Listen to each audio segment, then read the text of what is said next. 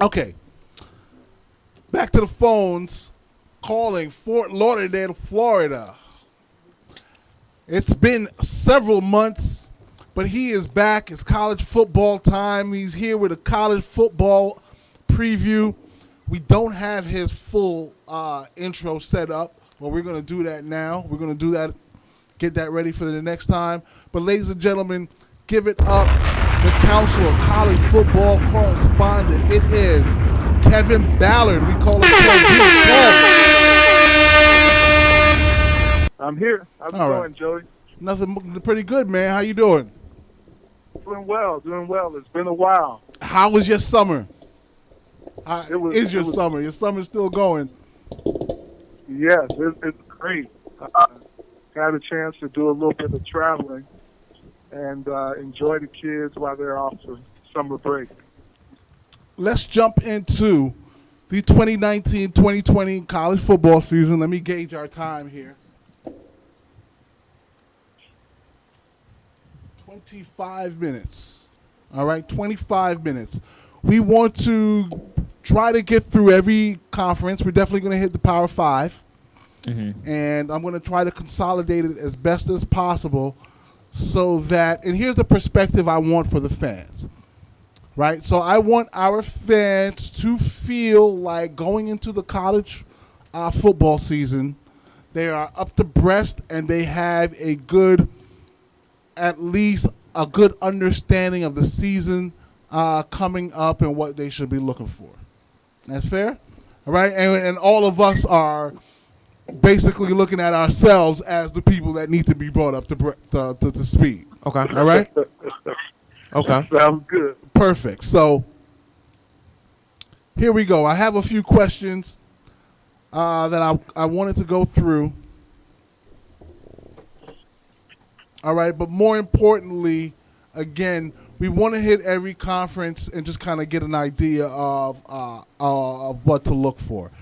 First question: can you rank the Power 5 conferences from number 5 to number 1 for us? Sure, absolutely. So at number 5, I have the Pac-12. This year they have one, possibly two teams that may have a chance at the college football playoffs. After that, at number 4, I would put in the Big 12. I think that they have a couple more contenders with Oklahoma, Texas, and possibly Oklahoma State. At number 3, I would put in the ACC. Of course, they're the reigning national champions, Clemson. But after that, Miami is an unknown at this point with the new coach, Manny Diaz. Also, Syracuse looks pretty good. They're bringing a lot of folks back. Head coach Dino Babers have them ready to go this season. And Florida State, another unknown. But as a conference, I think they're stronger than the number 4 and number 5 collectively. At number 2, I would put the Big Ten. You have Michigan that's definitely looking to make a mark this year after a disappointing end of the season. Ohio State is always solid, barring slipping that one game. A couple of new teams that I'm really looking at to make noise in the Big Ten this year, one being Nebraska. Nebraska started coming along towards the end of the season. Got some good quarterback play going on, and I personally had a conversation with Scott Frost at the Orange Bowl committee party. He told me, be on the lookout for us next year. Mm-hmm. So I would say the Big Ten overall are collectively stronger than the other 3. And then at number 1, no surprise, the SEC with Alabama, LSU, Georgia, Florida looking to be promising this year. And then also, of course, you've got Texas A&M and Auburn. I mean, that conference just continues to compete and have good play. Okay. Anything? Any questions? Okay, let's go back to the Pac-12. What are you looking at in terms of the top 3 in the Pac-12? So the top three in the Pac-12, I would look at Washington State to make some noise. Mike Leach, they had a really good year last year. Unfortunately, their quarterback Gordon Minshew was hurt towards the end of that season, which probably cost them an opportunity at a New Year's Day Bowl. And then number 2, the Oregon Ducks. They look like they're going to be strong.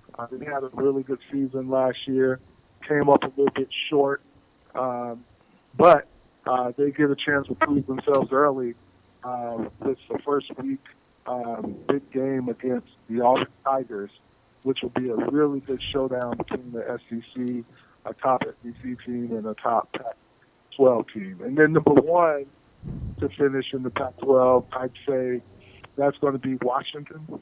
Washington had a good season last year. The coaching is really strong with Doug Peterson. He is, a tremendous coach. I have a lot of respect for him coming from Boise State, then going over to Washington and turning that program around. Okay, so is there after those top 3 teams, what is the team in the Pac-12 that has a outside shot of winning a division and getting into the Pac-12 championship and potentially winning it? The sleeper team in the Pac-12. That sleeper team, to me, has to be USC. And really because SC has so much talent and so many good athletes, and they are always someone you have to look out for because you never know when they will turn it on and start clicking. The talent is there. They just have to get it together. They had a young team last year. This year I look for them to be a lot more mature and make some progress, especially on the defensive side of the ball. Okay, moving to the Big 12. Give me your top 3. Wait a minute. One last question. One last question about the Pac-12. Player of the year and best NFL prospect if it's not the same player. Well, that's a tough one.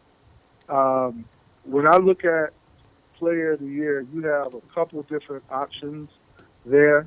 One of my favorite players in the Pac-12 is. Oh, sorry about that. Hold on, man. Well,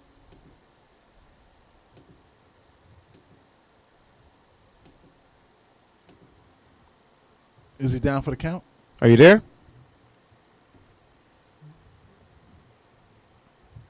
Are you there, Kevin? Kevin, don't leave us.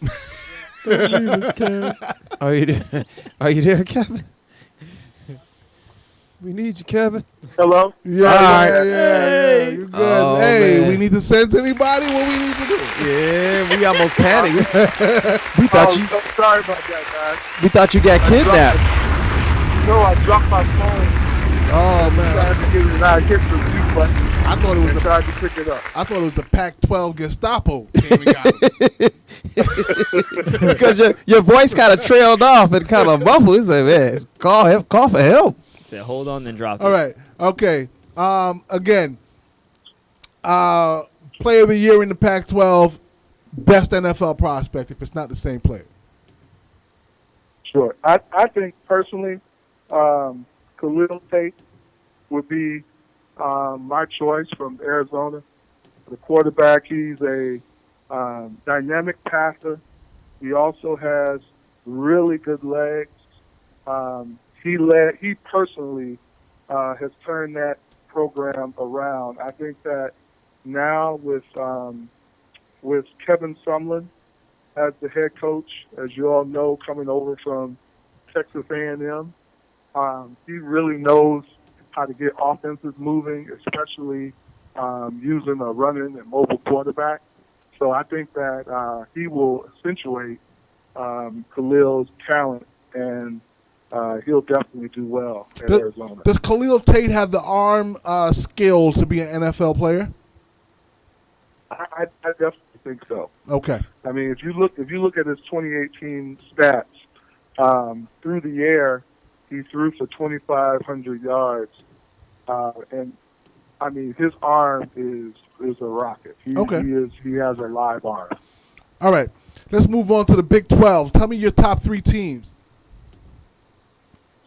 So in the Big 12, first I have to go with the conference champion from last year, and that's Oklahoma. With the addition of Alabama's quarterback, which I personally will miss because he's such a good guy. You really have to feel like they're in a good position. For some reason, they continue to be able to plug in quarterbacks and do well at Oklahoma in that system. Right, but this is not a regular plug-in. This is a No, star quarterback. Any program outside of Alabama and Clemson, this guy is probably your starting quarterback and a Heisman Trophy contender. That's true. That's correct. Okay. But the thing is, this is the thing. I mean, if you look back at last year, they plugged in Kyler Murray, and he was a transfer that came from Texas A&M and Sumlin's program, and he came in, and I mean, he was no plug-in quarterback. So I mean, the caliber of quarterbacks that they're able to secure every year, and then this year, bringing in Jalen Hurts, I'm like, I know what kind of competitor he is. So I expect big things out of them. Right. And then the runner-up in the Pac-12, Big 12. I'm sorry, Big 12. We have to go with Texas. After that performance, hey, you guys were right. Yep. They both came in here with Texas today. Oh, The Longhorns. yeah, he came. The way they played against Georgia and beating Georgia in the bowl game, Sam Ellinger came in. I mean, his infamous now quote that we're back. I think Texas may be back. They are going to be really tough to stop. Tom Herman, great coach, good offense. But they will get their test very early in the season with LSU. That I can't wait to see. I'm licking my chops for that one. All right, and now the third team in the Big 12? The third team in the Big 12, I would have to go with Oklahoma State. I mean, they're just consistent with their performance on the field. Unfortunately, one of the things that hurts them is that they're in the same conference as Texas and Oklahoma. So you look at Mike Gundy, he probably has been right on the cusp and actually has won the conference championship a couple years, but he's been there for the last 14 years. So you don't stay on a college program for 14 years not being competitive. Right. They have a lot of experience coming back. I anticipate that they will take a step forward. Will it be enough to beat Texas and Oklahoma this year? Probably not. Usually they can pull one upset, but it's usually not enough because they usually drop one. Right. So there isn't a championship game in the Big 12. Am I correct with that? That is correct. Okay. Well, this year there will be, yes. Okay.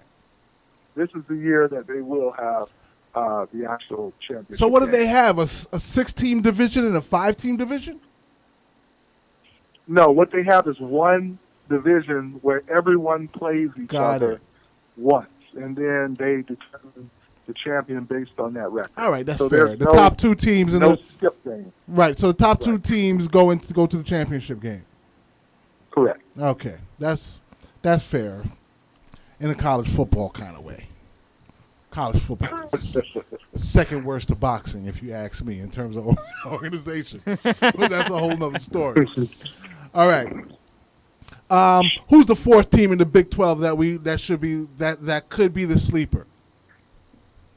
The fourth team in the Big 12, I mean, I would probably say, I mean, if you look at the schedules, I would probably say Iowa State. They've been known to upset Texas or even Oklahoma on any given season. Play solid defense. I anticipate they will continue to keep that trend. They've got a lot of experience coming back. So I really like Iowa State. I mean, they're one of the teams that you never hear about until you turn that channel and get that ESPN notification that Oklahoma or Texas or some other top 25 team is in trouble, and Ohio State's usually on the other end of that. Okay. A player of the year / best NFL prospect? I would probably say CeeDee Lamb from Oklahoma. The wide receiver is dynamic. I think he'll be a good target for Jalen Hurts. And with that high-powered offense, I think that will give him the opportunity to really shine. Are we all still waiting to find out if Jalen Hurts is an NFL prospect? I think so. I think this year will be the year we find out because he will have to throw the ball at Oklahoma. Right. At Bama, you can always go back to the run, and you're going to have 3-4 backs that can take some of the pressure off of you. At Oklahoma, you're going to be forced to throw the ball downfield and make plays. So I think we'll find that out this year for sure, Joey. Okay. All right. Let's move on to the ACC. Who are your top three teams? Now, the ACC is a little tricky. I think we all know who number one is with Clemson. Trevor Lawrence coming back. A.K.A. Sunshine. A.K.A. Sunshine. What he did last year, I mean, I heard he put it in a ponytail this year, but we'll see. But I think they're the unanimous one in the ACC. Number two, right now, I would have to say Syracuse. That is huge. It is. Northeast football is back, y'all. Yes, that is. I never thought I'd say Syracuse is associated with football. They're one of my favorite basketball programs, but they actually play football now up in Syracuse. Right. Now, don't get it twisted. I'm a Syracuse fan, and I want to make sure everyone knows Syracuse has a proud football history, right? That goes back to Jim Brown. All right. And Marvin Graves. And in recent years, the wide receivers, Marvin Harrison, Rob Carpenter, and player after player, Donovan McNabb. Syracuse has a proud football history developing quarterbacks and receivers, although the quarterbacks not necessarily going to the next level, but the receivers definitely. Rob Moore, Rob Carpenter's, on and on and on. Syracuse has been good. Just during the Big East years, they fell off a cliff, and then we can go all into the history of how the Big East fell apart. Part of it was Syracuse football. That's why they're here now, and that's why the Big East fell apart. Syracuse football. That's true. That's true. My favorite, Marvin Graves, back in the day at Syracuse, quarterback, and then Don McPherson, the Rocket Ishmael's brother, Quadri. Right. I mean, they really, they have a history. They just never had enough to really be in that upper echelon. Right. I think they fell off at the wrong time. Yeah. And they didn't care because basketball was great. Exactly. Yeah. So I think Syracuse, solid on both offense and defense, took Clemson to the wire last year. I mean, they barely got out of that game against Syracuse last year. So I think there'll be a little bit of revenge, and that game is actually coming off the backside of Clemson's game with Texas A&M. So, for Clemson to have to get up 2 weeks in a row, that's going to be tough. So Syracuse may catch them in a nice spot there. Right. But, I'm going to go out on a limb and say Syracuse has no chance versus Clemson, though. That's a whole different level of football. I don't know. I mean, that was an awfully close game last year. Okay. All right. And then number 3 Yeah. is the tough one because Who? you've got Florida State, one. which is unknown. a tough one. You got Miami, which is unknown. But I think I'll tip my hat to the Canes and the re-energized program under Manny Diaz. I think that will propel them to be greater than the Florida State Seminoles.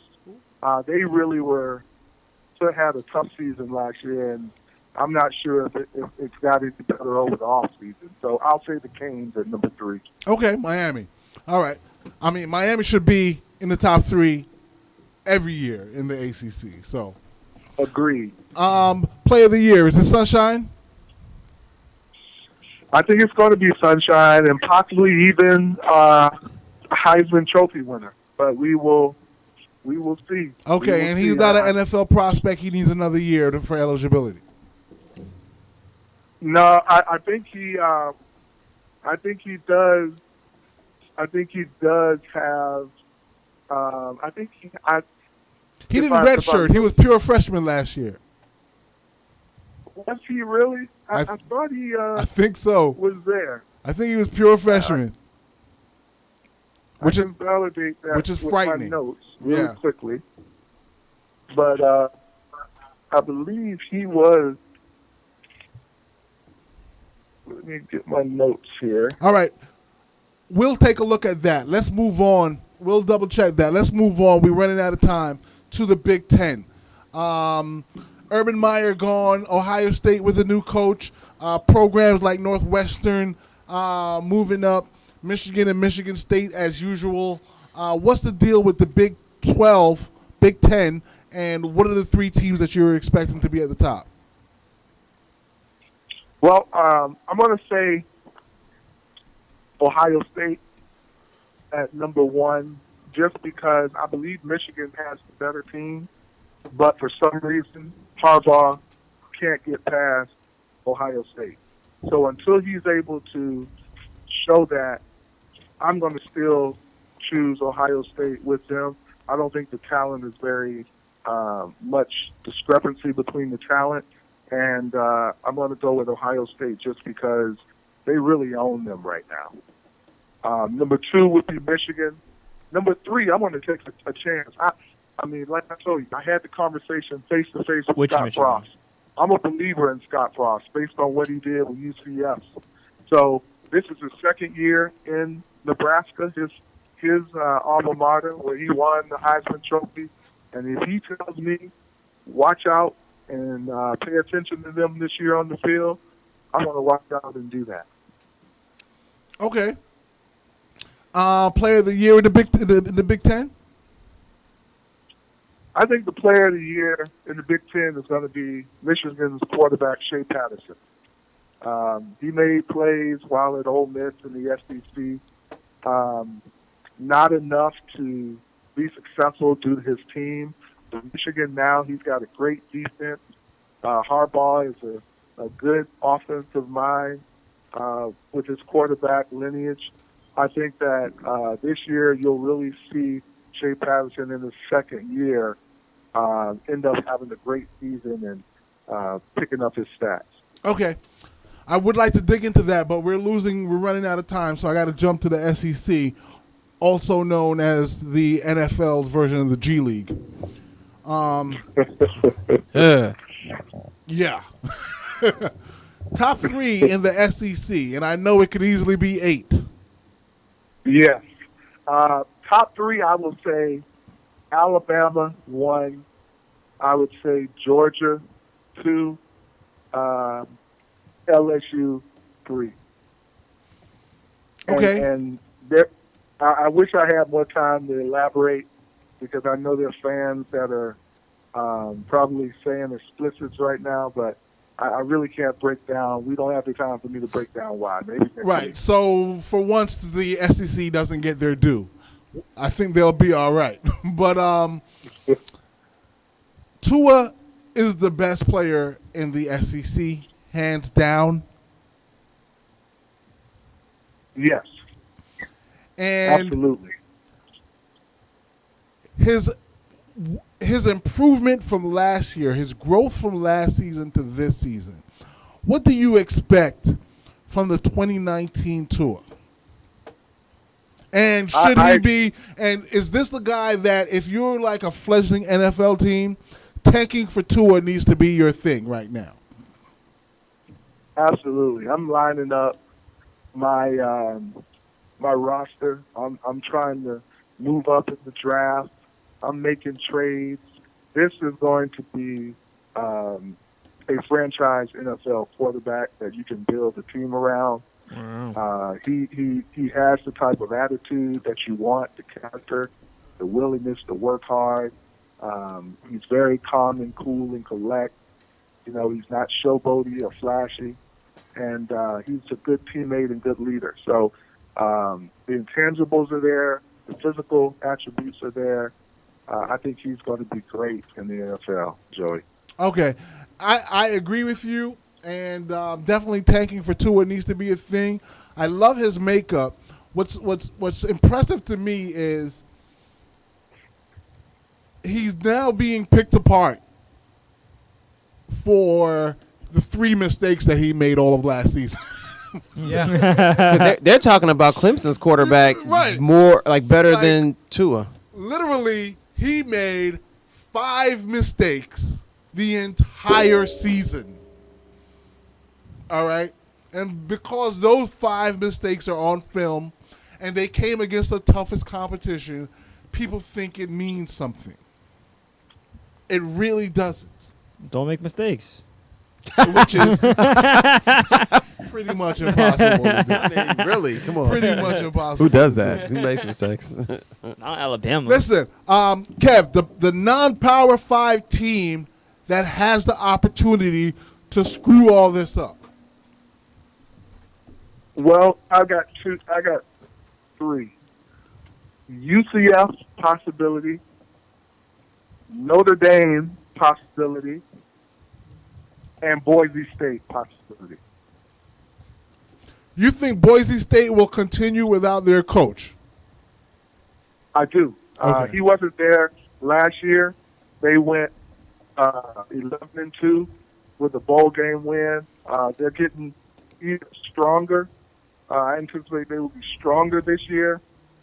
Boise State starts off on the right foot. I think it can be trouble. You know, the schedule isn't really there just due to the conference. But I do believe, depending on where they're ranked in the preseason rankings, which I do have them in the top 25, and I think they'll land in the top 25, that may be enough to propel them based on losses and things that happen throughout the season. All right.